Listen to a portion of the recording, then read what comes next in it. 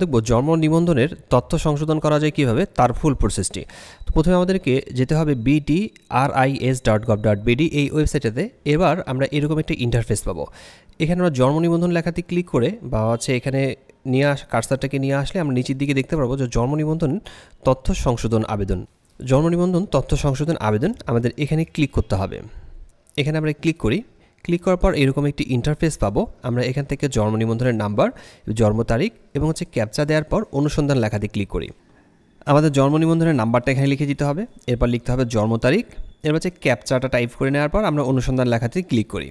অনুসন্ধান লেখাতে ক্লিক করলে আমরা নিচের দিকে আমরা যার নাম আইডিটা সার্চ করছি নাম্বার দিয়ে তার ইনফরমেশনটা আমরা নিচের দিকে দেখতে পারবো। এবার আমরা এখান থেকে নির্বাচন করুন লেখাটাতে ক্লিক করছি।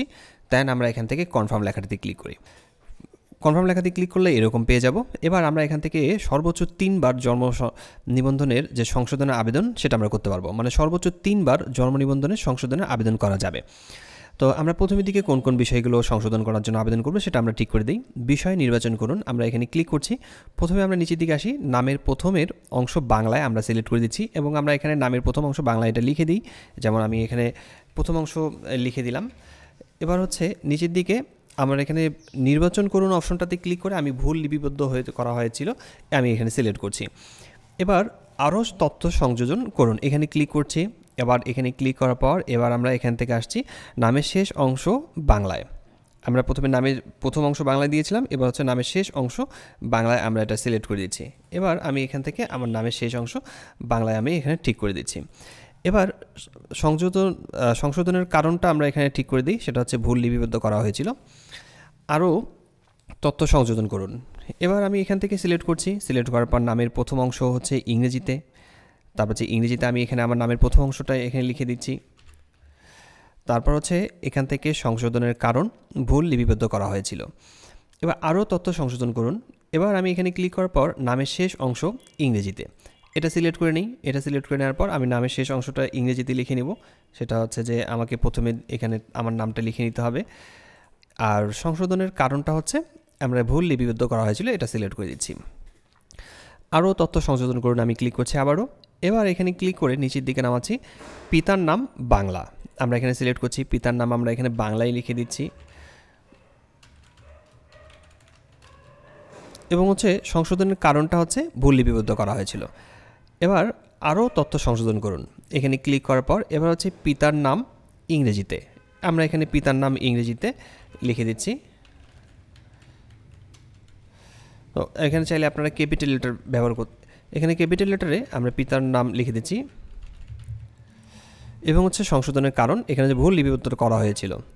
আরও তথ্য সংশোধন করুন, ক্লিক করে নেওয়ার পর এবার আমরা ক্লিক করছি মায়ের নামের মাতার নাম বাংলায়, আমরা মাতার নাম বাংলায় লিখে নেব এবং সংশোধনের কারণ ভুল লিপিবদ্ধ করা হয়েছিল। আরও সংশোধন করুন, এখানে ক্লিক করার পর এবার মাতার নাম সেটা ইংরেজিতে, মাতার নাম ইংরেজিতে আমরা এখানে লিখছি এবং ভুল লিপিবদ্ধ করা হয়েছিল এটা আমরা ঠিক করে দিলাম। এবার আমরা এখান থেকে জন্মস্থানের ঠিকানা সংশোধন করুন, আমরা এখানে ক্লিক করছি। এবার প্রথমের দিকে বাংলাদেশ দেওয়া আছে, আমরা বাংলাদেশ সিলেক্ট করে নিই। বিভাগ আমাদেরকে ঠিক করে এবং জেলা আমরা এখানে ঠিক করে দিচ্ছি এবং আমাদেরকে সিটি কর্পোরেশন থাকলে সেটা ঠিক করে দিতে হবে, সিলেক্ট করে দিতে হবে এবং পৌরসভা বা ইউনিয়ন থাকলে পৌরসভা ইউনিয়ন সিলেক্ট করে দিতে হবে। ওয়ার্ড নাম্বার এখানে সিলেক্ট করে দেওয়ার পর এবার ডাকঘর বাংলায় আপনাকে লিখতে হবে, ডাকঘর আমি এখানে বাংলায় লিখে নিচ্ছি এবং ডাকঘর ইংরেজিতে আপনাকে এখানে আবার লিখতে হবে, ইংরেজিতে এখানে ডাকঘর ইংরেজিতে লিখে নেবেন এবং গ্রাম মহল্লা পাড়া এগুলো লিখে নিতে হবে। স্থায়ী ঠিকানা সংশোধন করুন। স্থায়ী ঠিকানা সংশোধনের এখানে ক্লিক করে আপনাকে ঠিক আগের মতো করেই স্থায়ী ঠিকানা সংশোধনের ফুল প্রসেসটা দিয়ে দিতে হবে, যেমন বাংলাদেশ এবং জেলা এবং বিভাগ এগুলো সবগুলো আমরা ঠিকভাবে পূরণ করে নেব। কর্পোরেশন, ওয়ার্ড এবং ডাকঘর আমরা এখান থেকে বাংলায় লিখে দিই ডাকঘর এবং ইংরেজিতে আমরা এখান থেকে ডাকঘর লিখে দিচ্ছি। এরপরে আপনার এখান থেকে গ্রাম মহল্লা এগুলো সব পূরণ করে দিতে হবে, এগুলো পূরণ করে ফেলবেন। এবার নিচের দিকে বর্তমান ঠিকানা সংশোধন, এবার আমরা বর্তমান ঠিকানাটাকে এখানে দিয়ে দিচ্ছি। আমরা বাংলাদেশ সিলেক্ট করছি, এরপর আমাদেরকে বিভাগ সিলেক্ট করে দিতে হবে, তারপর জেলা, তারপর হচ্ছে উপজেলা বা সিটি কর্পোরেশন, এবং হচ্ছে পৌরসভা বা ইউনিয়ন, এবং হচ্ছে ওয়ার্ড নাম্বার সিলেক্ট করে দেওয়ার পর আমরা এখান থেকে ডাকঘর, আমরা এখান থেকে লিখছি বাংলায় ডাকঘর। ডাকঘর বাংলায় আমরা এখান থেকে ডাকঘর লিখে দিচ্ছি, এবং হচ্ছে ইংরেজিতেও আমাদেরকে ডাকঘর এখানে লিখে দিতে হবে। এবার হচ্ছে গ্রাম মহল্লা, এগুলো আপনাদেরকে বাংলায় এবং ইংরেজিতে লিখতে হবে।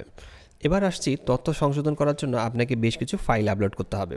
যেমন যদি আপনার এসএসসি বা হচ্ছে জেএসসি বা এইচএসসি এগুলোর কোনো সার্টিফিকেটের কপি থাকে, সেটাকে আপনি আপলোড করে দিতে পারেন, অথবা আপনার স্কুলের আইডি কার্ডের ছবিটাও স্ক্যান করে আপলোড করে দিতে পারেন, অথবা পাসপোর্টের কপি অথবা জাতীয় পরিচয়পত্রের ফটোকপিও আপনি এখানে আপলোড করে দিতে পারেন, অথবা পিতা মাতার জন্ম নিবন্ধনের কপি বা হচ্ছে পিতা মাতার এনআইডি কার্ডের স্ক্যান কপিটা এখানে আপলোড করে দিতে পারেন। এখানে বেশ কয়েকটা ডকুমেন্ট আপনাকে আপলোড করতে হবে। প্রথমে সংযোজন করুন, আমি এখানে ক্লিক করছি। ক্লিক করার পর আমি এখান থেকে প্রথমের দিকে আমি এনআইডি কার্ডের কপিটা দিয়ে দিচ্ছি। এনআইডি কার্ডটা ওপেন করে নিচ্ছি। এনআইডি কার্ড ওপেন করার সময় আমাকে এখানে টাইপ সিলেক্ট করে দিতে হবে। এখানে পিতার জন্ম নিবন্ধন সনদ বা হচ্ছে পিতার জাতীয় পরিচয়পত্র, যেমন আমি পিতার জাতীয় পরিচয়পত্র আমি সিলেক্ট করেছি। এবার হচ্ছে স্টার্ট লেখাটি ক্লিক করলাম, এটা আপলোড হয়ে যাবে। এবার আমাকে আরও একটা সংযোজন করতে হবে। আমি যদি আরও তথ্য সংযোজন করতে চাই, সংযোজন এখানে ক্লিক করে নিই। সংযোজনে ক্লিক করার পর এবং হচ্ছে মাতার আমি আইডি কার্ডের কপিটা এখানে আপলোড করে নিচ্ছি। মাতার আইডি কার্ডের কপিটা এখানে আপলোড করে নেওয়ার সময় এখান থেকে আমি সিলেক্ট করেছি মাতার জাতীয় পরিচয়পত্র সিলেক্ট করে দিচ্ছি, এবং হচ্ছে স্টার্ট লেখাতে ক্লিক করে নিই। এখন যদি আপনি চান পিএসসি বা জেএসসি বা হচ্ছে আপনার অন্য কোনো আরও ডকুমেন্টস আছে সেটাকে আপলোড করে দিতে, সেটা আপনি এখান থেকে আপলোড করে দিতে পারেন। এবার আমাদের কাজ হচ্ছে আবেদনকারী ব্যক্তি আসলে কে এটা আবেদন করছে। যদি পিতা হয়ে থাকে পিতা, মাতা হয়ে থাকলে মাতা, অথবা হচ্ছে নিজে যদি আবেদন করেন তাহলে নিজ এখানে সিলেক্ট করে দিতে হবে। দেওয়ার পর আপনার এই ফোন নাম্বারটা এখানে দিয়ে আপনাকে ফোন নাম্বারটা লিখতে হবে। লেখার পর ওটিপি পাঠান লেখাতে ক্লিক করলে আপনার ফোনে একটা এসএমএস যাবে, একটা ওটিপি যাবে। সেই ওটিপিটা এখানে লিখে সাবমিট লেখাতে ক্লিক করলে আপনার আবেদন ফর্মটি পূরণ হয়ে যাবে, সম্পূর্ণ হয়ে যাবে। এভাবেই আপনারা আপনাদের জন্ম নিবন্ধনের যতগুলো তথ্য আছে সব সংশোধন করে নিতে পারেন। আশা করি বিষয়টি বুঝতে পেরেছেন। ধন্যবাদ সবাইকে।